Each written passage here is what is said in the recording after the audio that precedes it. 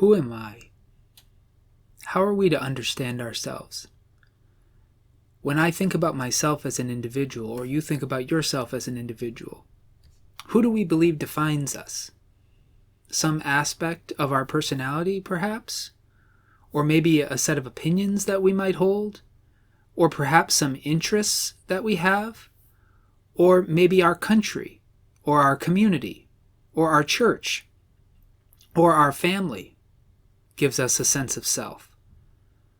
Or maybe we're to be defined by our dreams, or our wants, or our desires. Or maybe even by the things that we do, both good and bad.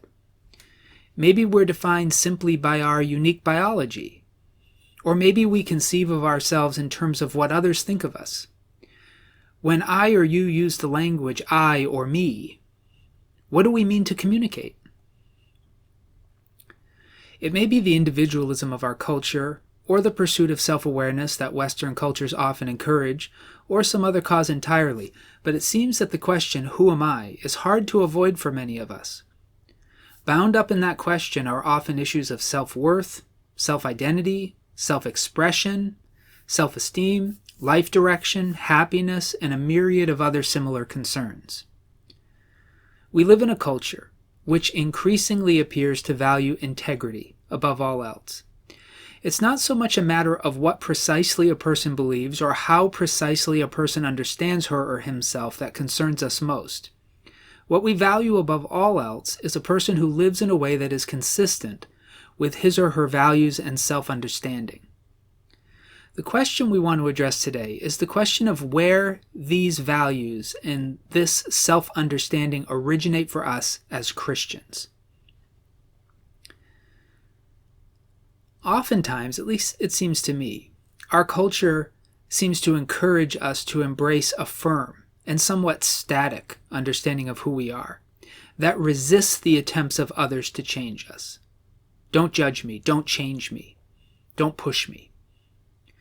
Whether we're tired of trying to please people, or tired of having to conceal our innermost desires, or interested in rooting our self-identity in belonging to God, many of us seem to be looking for something permanent, something definitive, something that can be claimed and defended.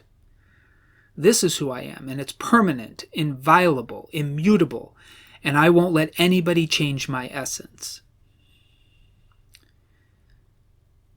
I would like to suggest something today that I first encountered in an article by psychologist and author Mel Schwartz in a blog he wrote for Psychology Today.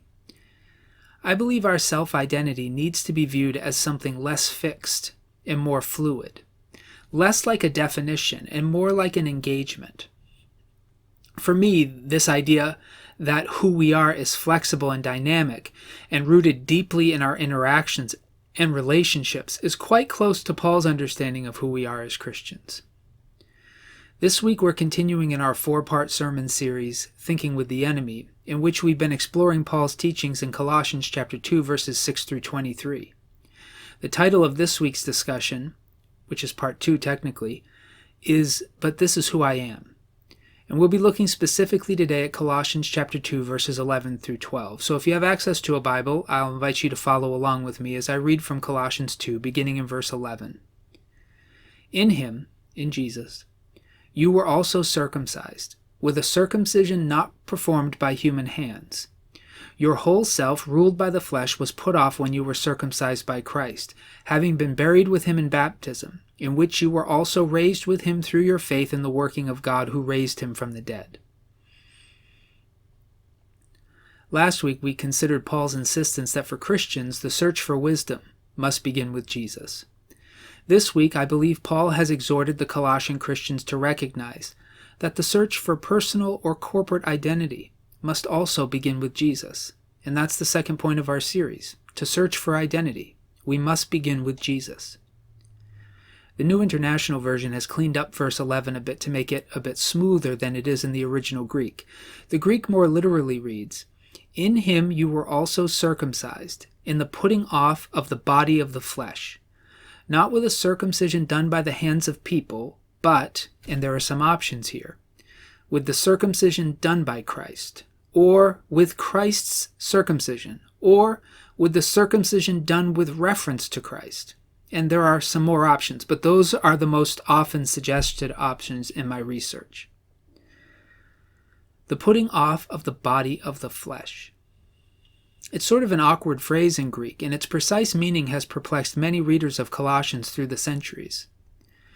Most commentators today presume that there is something about the Christian's deliverance from the bondage of sin at stake here.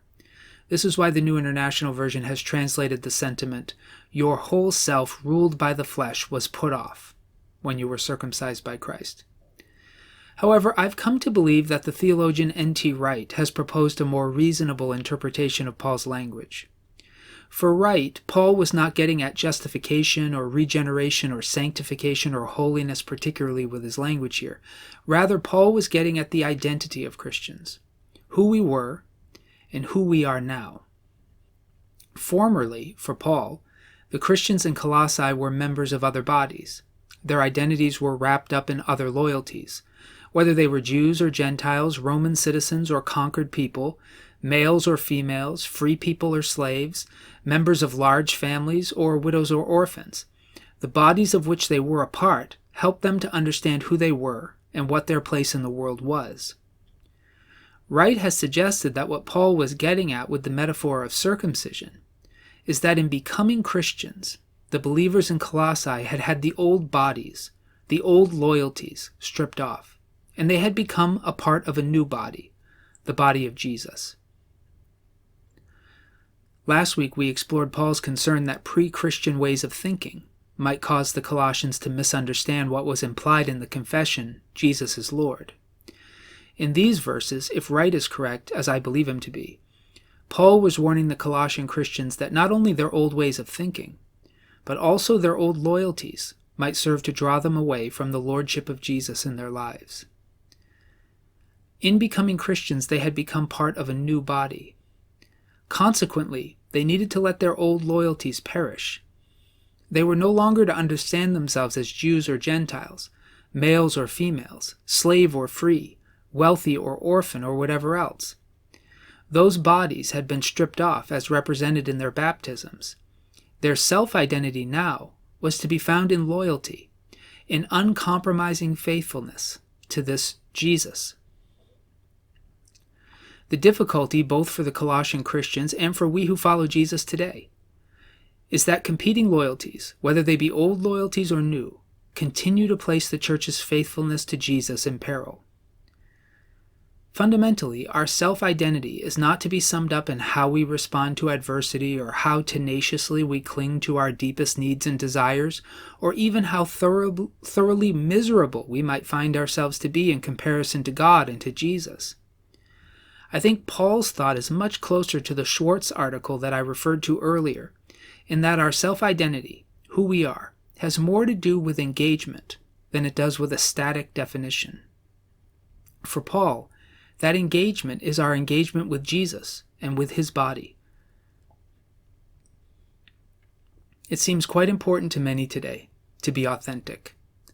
Authenticity is generally understood, popularly anyway, as a refusal to be fake or false. No masks, no deceptions, just honest with ourselves and with others.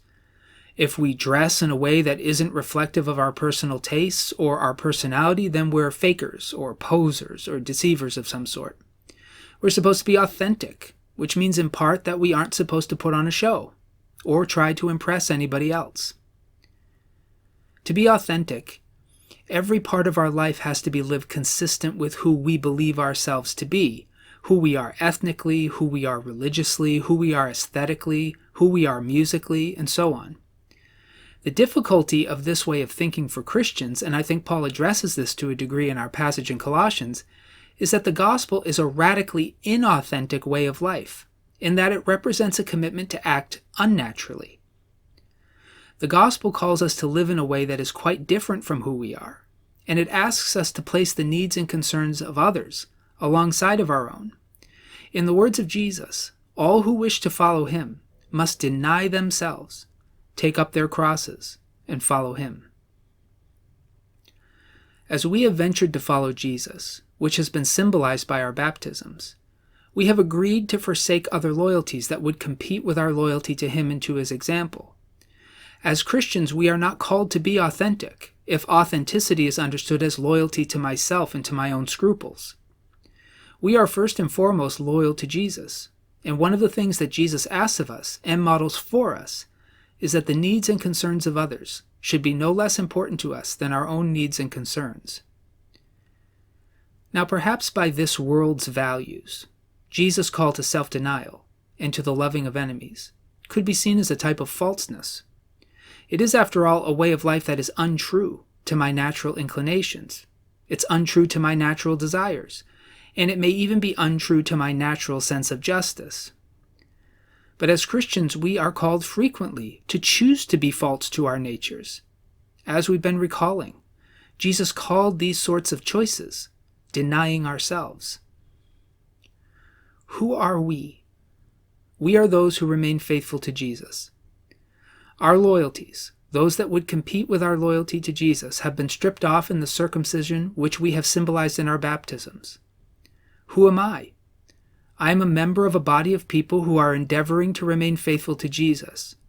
No other loyalty must be allowed to define me fundamentally. All my other identifications, all my other connections, flow out of this engagement of faithfulness. Of course, it's not that I'm not a son, or a father, or a husband, or an employee, or a national citizen, or a participant in a certain race or culture, but I am one who is faithful to Jesus as Lord, who engages with the world in these other ways. Everything I am flows out of this commitment to Jesus.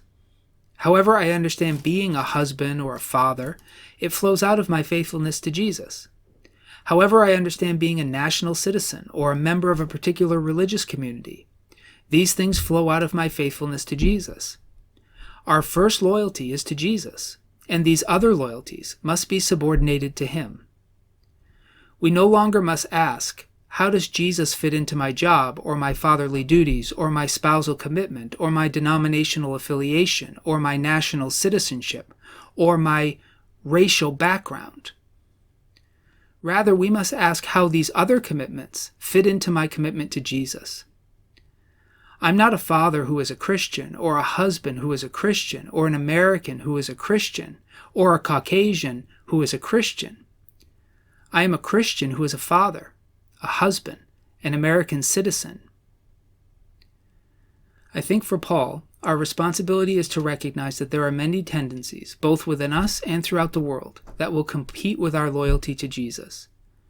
If we can admit that truth, then the next step becomes the embracing of the idea that in confessing Jesus as Lord, all other loyalties, all other bodies of which we were members, have been stripped off. We are now the body of Jesus, and faithfulness to that commitment has become who we are.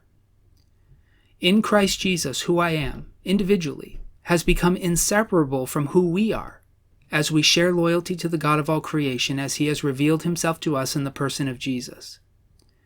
Who we are, therefore, is a fluid reality dependent on our engagement with Jesus and with the community called by his name. May Paul encourage all of us who have heard these words to evaluate ourselves and consider whether our faithfulness and loyalty to Jesus is in order. As Jesus said in another context, you will either love the one and hate the other, or hate the one and love the other. You cannot serve both God and mammon. In this context, we cannot serve both God and ourselves. We will either hate the one and love the other, or love the one and hate the other. We cannot serve both God and me. May the Lord add his blessing to the preaching of his word.